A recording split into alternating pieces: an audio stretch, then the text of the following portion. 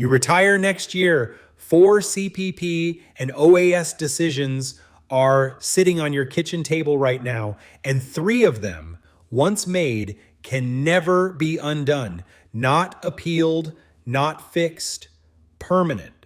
The year before retirement is the last year these CPP and OAS mistakes are still avoidable.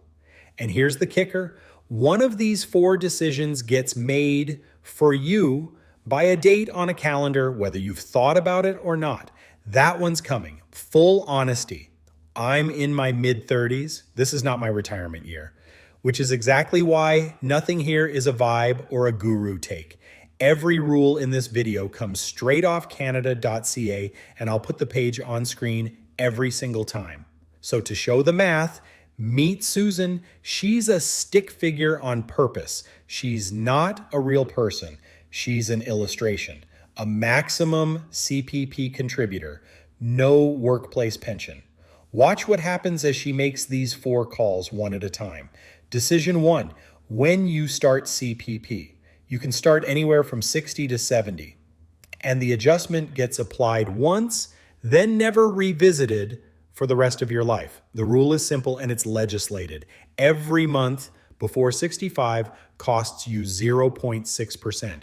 Every month after 65 pays 0.7. Start at 60 minus 36% forever. Wait until 70 plus 42% forever. So waiting is obviously the right move, right? No. And this is where most videos in this niche flat out mislead you. Here's the part they skip. 2 Susans, same pension. Susan A claims at 60 and starts collecting immediately. Susan B waits until 70. 10 years of nothing, then much bigger checks. On total dollars collected, Susan A is ahead for roughly 18 years. The lines don't cross until around age 78. So claiming early isn't a mistake. It's a bet on your own longevity.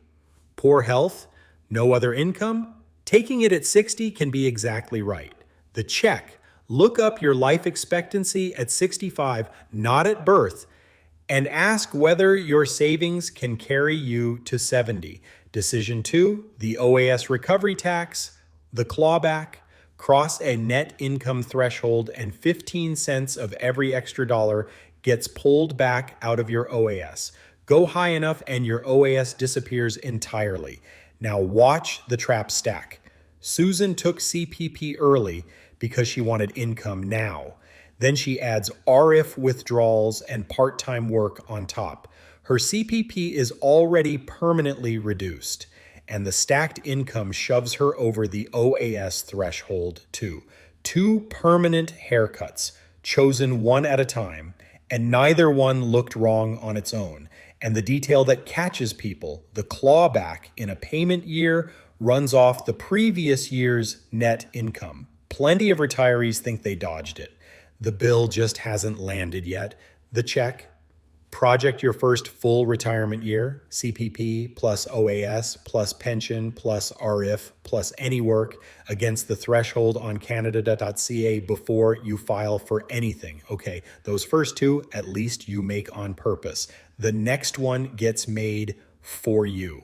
There's a date on the calendar, and when it arrives, nobody asks what you'd prefer. By the end of the year, you turn 71, your RRSP is done.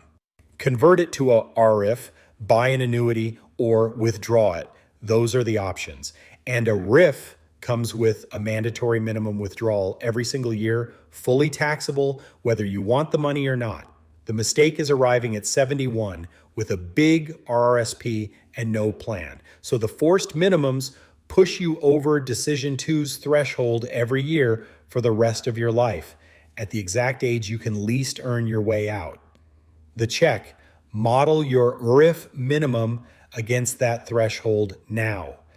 If it clears the line, the year before retirement is when a smaller, deliberate drawdown is still cheap. Decision 4, the one almost nobody knows is even a choice.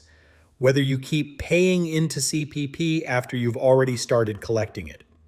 Here's the rule.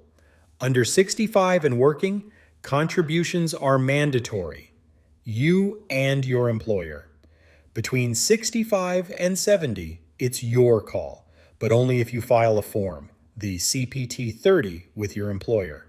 At 70, contributions stop, period, and every contribution you make while collecting buys a post-retirement benefit, a permanent indexed raise to your monthly check. So there are two symmetric mistakes here: stopping contributions without realizing you're declining a permanent raise, and continuing them at 69 in poor health when you'd rather just have the cash. The default only changes if you file the form. The check is simply knowing the choice exists. So here's your year before retirement homework, cheapest first.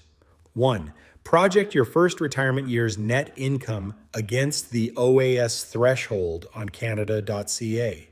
2. Look up your life expectancy at 65 before you pick a CPP start date. 3.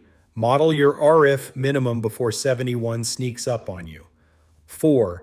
Make the CPT 30 call on purpose, not by default. Now, drop your planned CPP start age in the comments, 60, 65, or 70, and defend it because I want to see the bets. The full OAS clawback deep dive is on screen next, and subscribe so Decision 3 doesn't get made for you. Quick close. This is general information about how the rules work, not financial advice. Your call depends on your income, your health, and your spouse's income.